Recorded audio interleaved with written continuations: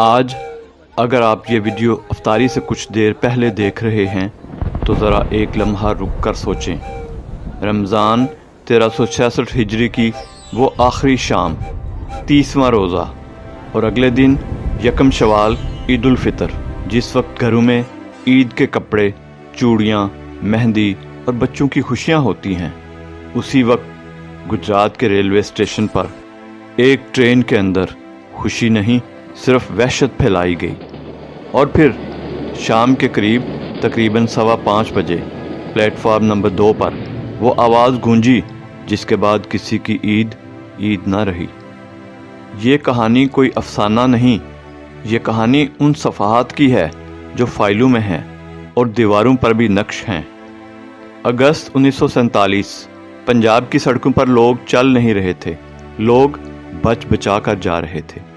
قافلے، بارڈر، جلتے محلے، اور سب سے زیادہ خوفناک چیز مہاجر ٹرینیں، کیونکہ اس وقت ریل گاڑی صرف سفر نہیں تھی، ریل گاڑی ایک آخری راستہ تھی۔ سرکاری طور پر گجرات کو ریفیوجی کراسنگ زون سمجھا جانے لگا۔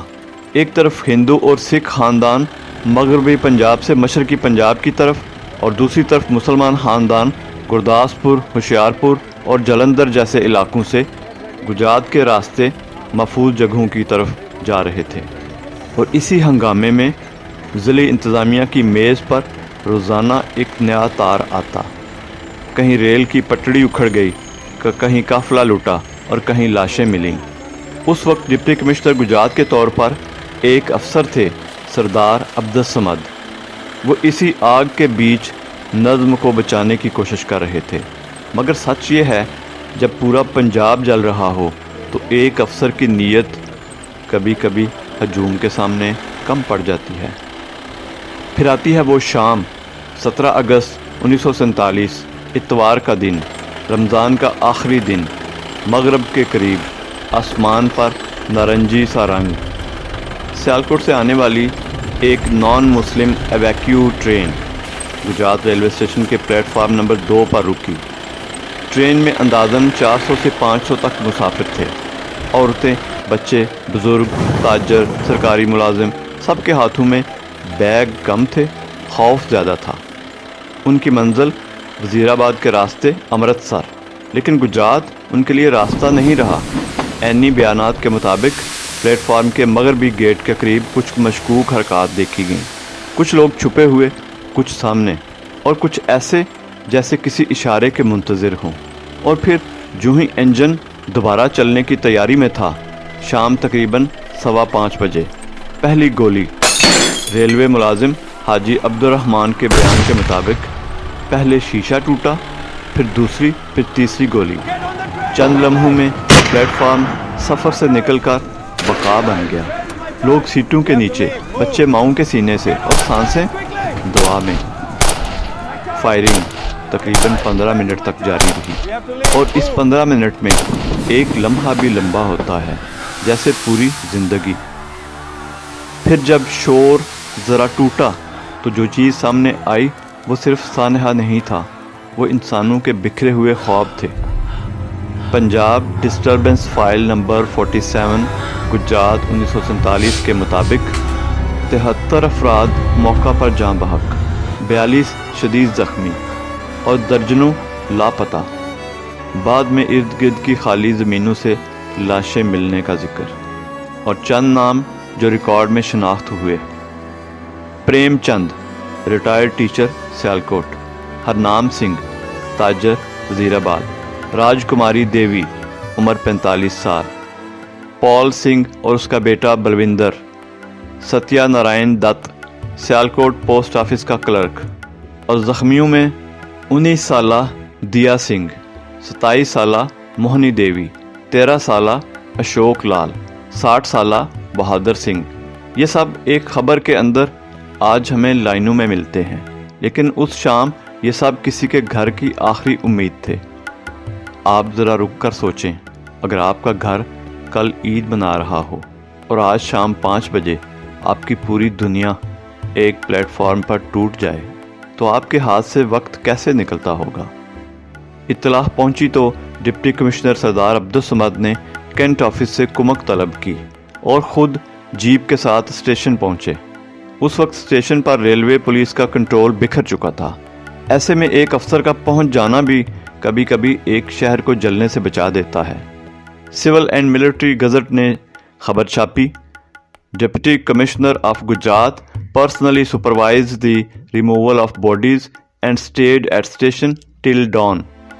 और उसी रात लाहौर सेक्रेटेरिएट को वायर भेजा, train from Sialkot attacked eight Gujarat, 70 dead, curfew imposed. यहाँ एक हकीकत बहुत ही तलख है। सानहा के बाद हुक्म तेज़ हो जाते हैं, मगर सानहा के वक्त हिफाजत अक्सर कम पड़ जाती है। वाक़या के बाद शहर में कर्फ्यू लगा दिया गया और फिर ऐसे इक़दामात आए जो शायद पहले आ जाते तो कुछ ज़िंदगियां बच जाती। एवैक्यू ट्रेन्स की रवानगी दिन के औकात में की जाएगी। अमन कमेटी, स्टेशन के अतराफ सिक्योरिटी इक़दामात, जामिया मस्जिद गुजरात में मौलाना ग़ुलाम हुसैन नईमी का ऐलान। ये इस्लाम नहीं कि बेगुनाह अफराद पर हाथ उठाया जाए। अगर कोई गैर मुस्लिम पनाह मांगे तो हिफाजत मुसलमान पर फ़र्ज़ है। ये ऐलान सिर्फ खुतबा नहीं था, ये उस रात के ज़ख्म पर एक मरहम था। कम अज़ कम इतना मरहम कि शहर मुकम्मल पागलपन में ना डूबे। और अब असल बात, ये वाक़या उस दिन हुआ जब घरों में ईद की तैयारी होती है। चांद रात में हाथों पर मेहंदी और दिल में एक अजीब सी उम्मीद। मगर 1947 की वो चांद रात किसी के लिए मेहंदी नहीं लाई, किसी के लिए कफन का सवाल भी नहीं छोड़ा। एक तरफ लोग ईद की खुशी पकड़ना चाहते थे, दूसरी तरफ हिजरत का गम, और तीसरी तरफ ये खौफ कि अगली ट्रेन किसकी बारी ले जाएगी। यही तकसीम का सबसे बड़ा अलमिया है कि वो सिर्फ ज़मीन नहीं बांटती, वो दिन रात त्यौहार और यादें भी बांट देती है। आज अगर आप गुजरात रेलवे स्टेशन पर जाएं, ट्रेनें आती जाती हैं, मुसाफिर हंसते हैं, चाय वाले आवाज़ें लगाते हैं, लेकिन प्लेटफॉर्म नंबर 2 अपनी याद नहीं भूलता। लोग कहते हैं दीवारों पर निशान रह जाते हैं, और बाज़ रातों के निशान सिर्फ दीवारों पर नहीं, कौमों की नफ्सियात पर रह जाते हैं। गुजरात के रेलवे स्टेशन पर वो शाम सिर्फ एक वाक़या नहीं थी, वो इंसानियत का इम्तहान थी। किसी ने नफ़रत की आग में हथियार उठाया, किसी ने खौफ में बच्चों को सीने से लगाया, और किसी ने वर्दी में या बगैर वर्दी के लोगों को निकालने की कोशिश की। मगर जो चीज़ सबसे ज़्यादा चीख रही थी वो थी खामोशी, क्योंकि जब त्यौहार के दिन इंसान मरे तो सिर्फ इंसान नहीं मरता, याद भी ज़ख्मी होती है।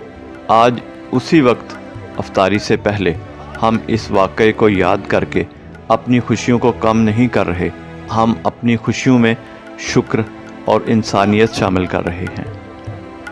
ईद सिर्फ नए कपड़ों का नाम नहीं, ईद उस दिन की भी है जब हम अपने माजी की लाशों पर खामोशी की चादर नहीं डालते, बल्कि सच बोलकर, दुआ करके और सबक लेकर आगे बढ़ते हैं।